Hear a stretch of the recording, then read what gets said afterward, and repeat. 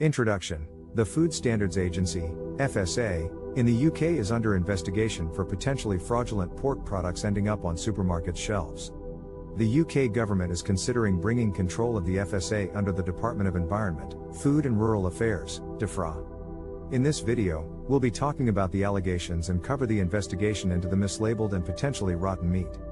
The news first broke when the trade publication, Farmers Weekly, reported that a top food supplier had been allegedly selling mislabeled and potentially rotten pork products to UK retailers like Tesco, Asda, Co-op, Morrisons, and Marks & Spencer. This raised the concern of what else might have seemed to have been sold mislabeled or as outdated. The FSA swiftly responded by launching an investigation into the matter. DEFRA's Minister of State, Sir Robert Goodwill, shed some light on the investigation into the food supplier. During his interview, he expressed that the FSA inspectors had been misled into believing none of this was happening, and potential imprisonment could be in play.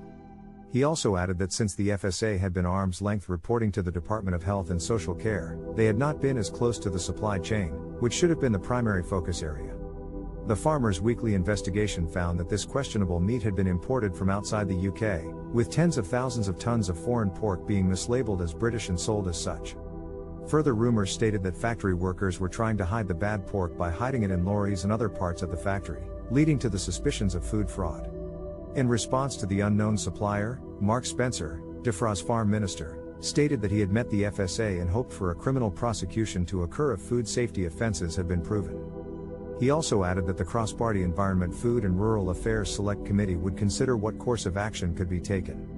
Head of the FSA's National Food Crime Unit, Darren Davis, also mentioned that criminal investigations were taking place and any new lines of inquiry, including any potential food hygiene breaches, were being actioned. He said that a full-blown inquiry could wait until all investigations had been completed. In addition, Davis sounded an alarm that the cost of living crisis due to the current pandemic could lead to more food fraud, as some suppliers are faced with maximizing their profits. Conclusion: this case of potentially fraudulent pork is an ongoing investigation and it will be interesting to see the results. The UK government has now looked at bringing control of the FSA under the Department of Environment, Food and Rural Affairs. The Farmers Weekly investigation has posed a number of questions as it relates to food safety, and we will have to wait for the relevant authorities to deliver criminal prosecution, if any. It is also clear that the cost of living crisis and its effects means care needs to be taken in order to protect consumers against food frauds.